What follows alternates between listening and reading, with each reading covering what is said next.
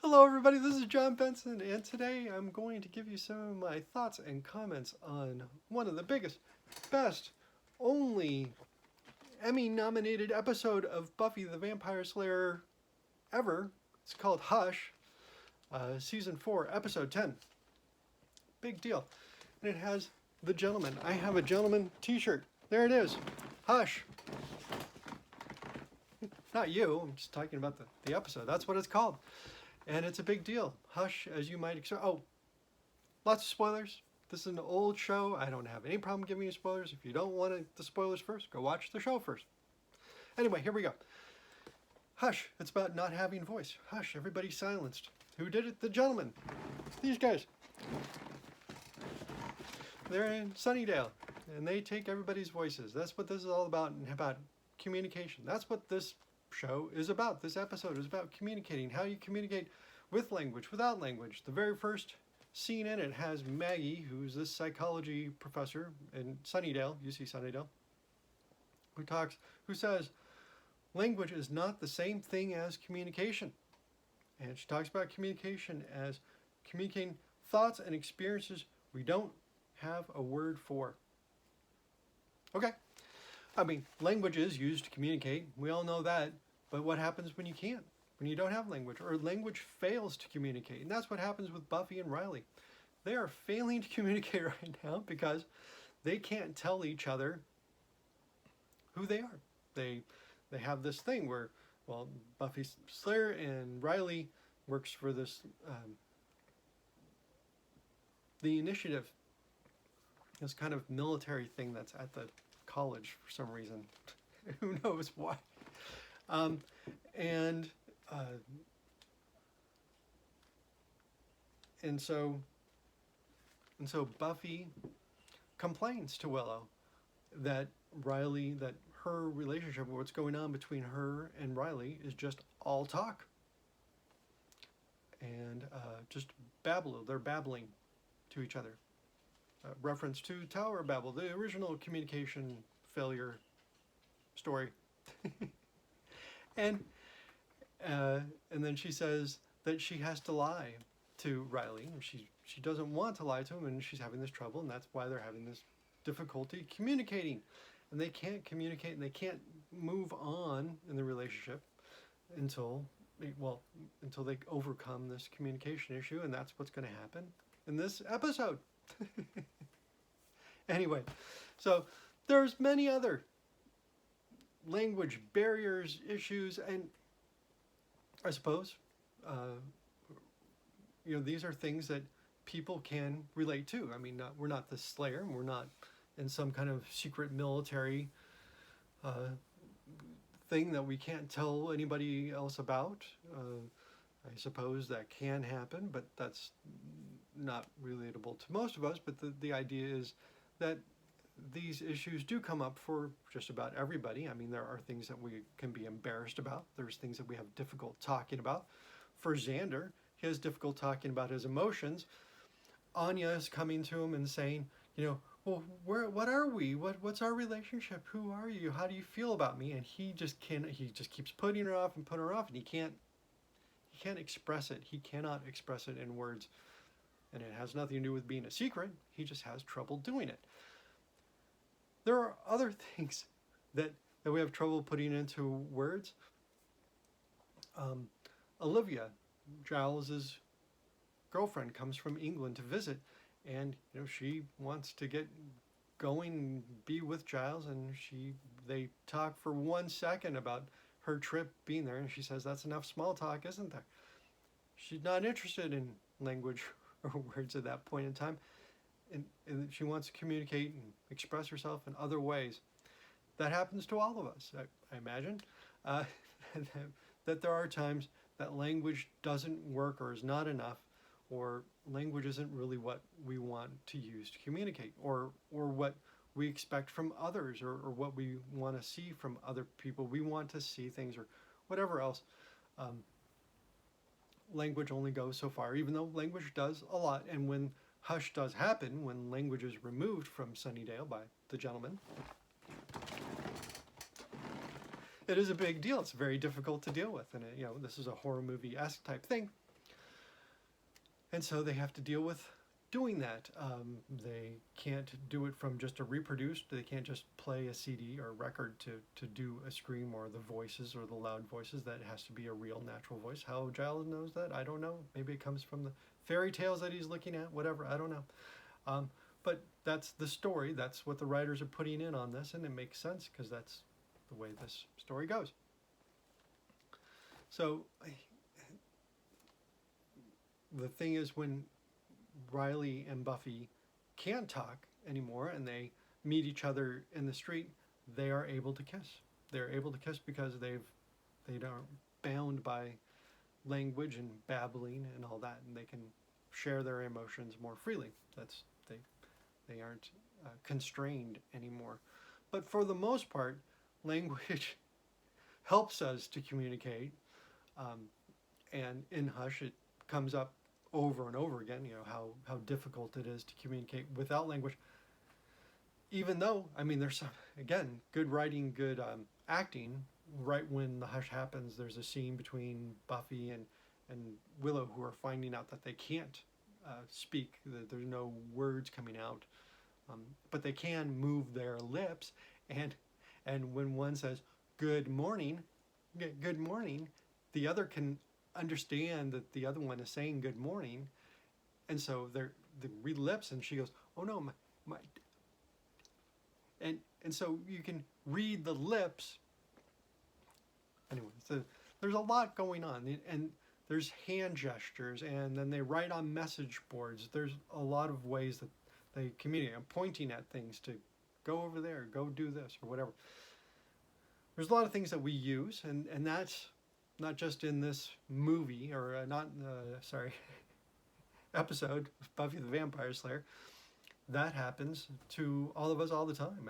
Or when people don't share the same language, we as human beings can find basic ways to communicate most of the time, whether it's that we are at a restaurant and we're trying to order off the menu. We can point at things, we can do things, we can figure out ways to communicate.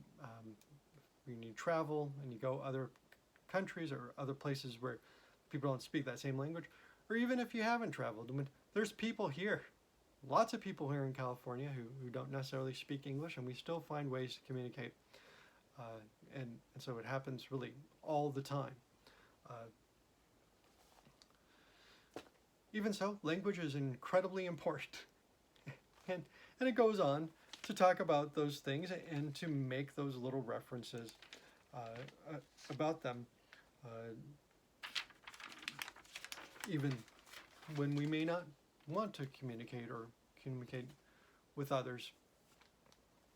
It still happens. We communicate sometimes even without noticing, like wearing a t-shirt that says a certain thing or having a sign.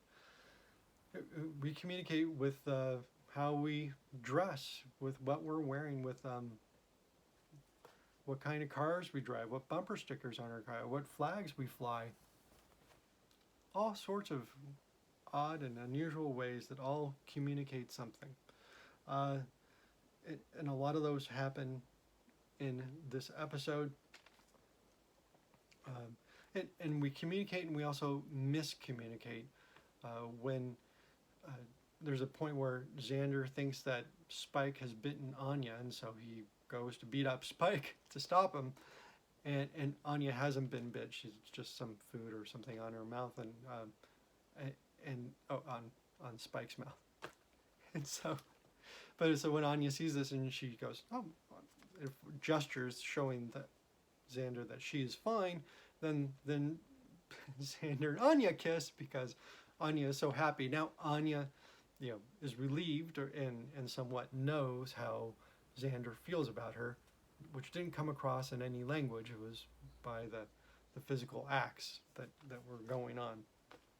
Also, eye contact is a big thing that happens a long time in here, and the banging and the pointing and all those things. And at the very end, Riley says, we have to talk. Well, because sometimes the language is necessary. We need to be able to talk sometimes. We're human beings, and we're going to need to do that. And it's a certain relationship thing too. It's a relationship sign. It's sometimes the dreaded sign. Oh, we have to talk. So, and Riley says it to Buffy at the end because they both know now that they have secrets that they've learned about each other since they've fought the gentleman together. Oh, and I have this doll, the gentleman. And then they are silent because it's still very difficult to talk. And it's one of the funniest scenes. Well, I don't know, it's not laugh out loud funny, but I mean funny as in slightly awkward and unusually the way it is filmed or shot on TV. Riley, who must be over 6 feet tall, probably 6'2" or something, maybe taller, is standing next to one bed, and Buffy's standing next to another, and they are very different heights. Buffy is quite small, and then then Riley sits down, and they still.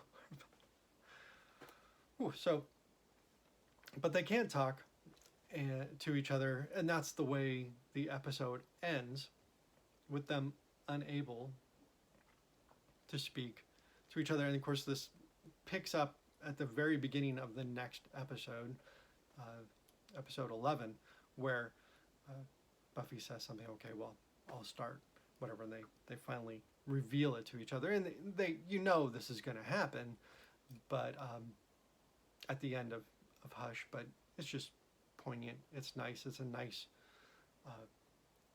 way to write it, that it ends on that quiet note, because things can be difficult to talk about really in relationships anytime, and that's what Hush is all about.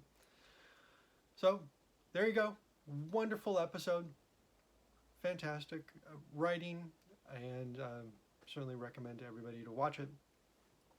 If you have any other comments, there's much more going on there. I didn't break out every single comment in there that anybody could make in there, because virtually everything has a comment to make in there.